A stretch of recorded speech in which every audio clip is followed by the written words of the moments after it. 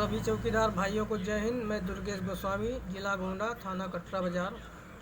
सर्वप्रथम तो मुझको ये ज्ञात हुआ है कि हमारे जितने भी चौकीदार हैं ज़्यादातर उन चौकीदारों को यही नहीं नॉलेज है कि मुझको क्या क्या जानकारी रखना ज़रूरी है।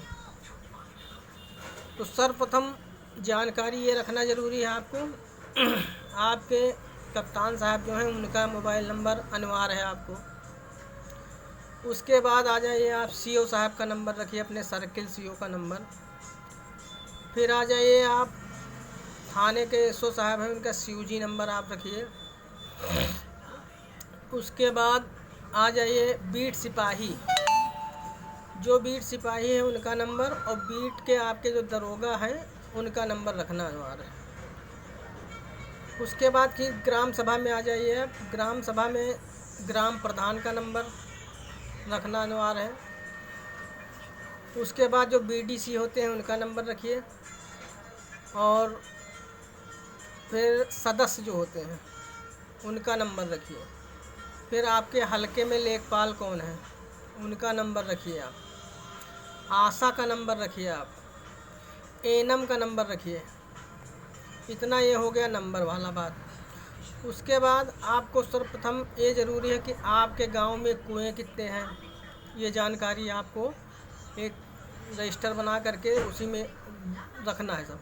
आपके गांव में कुएं कितने हैं, आपके गांव में लाइसेंसी बंदूक कितनी है, आपके गांव में जिला बदर कितने हैं, आपके गांव में गौ हत्या करने वाले जो जेल गए हैं, छूट के आए हैं, भूतपूर्व में कोई भी घटना किए हैं उनका नाम, पिता का नाम, पता सब रखना अनिवार्य है।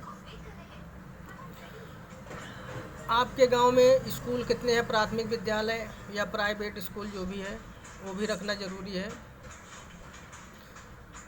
ये सब जानकारी अति महत्वपूर्ण है। कोई भी उच्च अधिकारी आके आपसे जब पूछ ले तो आपको यही नहीं पता होगा कि हमारे बीट के सिपाही कौन हैं, हमारे बीट के दरोगा कौन हैं, हमारे सर्किल के सीओ कौन हैं, हमारे एसओ जी का सीयूजी नंबर आपको नहीं पता है, लेखपाल का नंबर आपको नहीं पता है।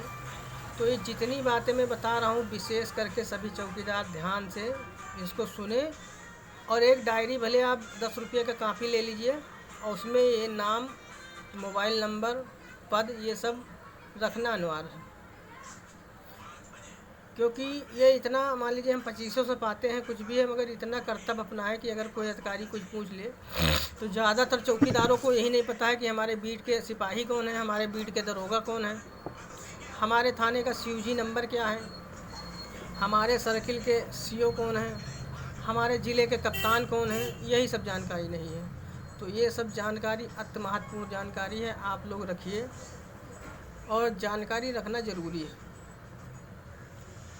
सभी चौकीदार से यही निवेदन है कि ये बहुत महत्वपूर्ण जानकारी है, तो आप लोग इतनी जानकारी रखिए और रखना ज़रूरी है। कल अगर कुछ घटना हो जाती है आपके गांव में, या कोई ऐसा काम हो जाता है, या कोई बड़े उच्च अधिकारी आ जाते हैं आपसे पूछते हैं कि आपके बीट के सिपाही कौन हैं, आपके बीट के दरोगा कौन हैं, आपको पता ही नहीं है कि कौन है क्या है, तो ये सब बहुत ज़रूरी सूचना है।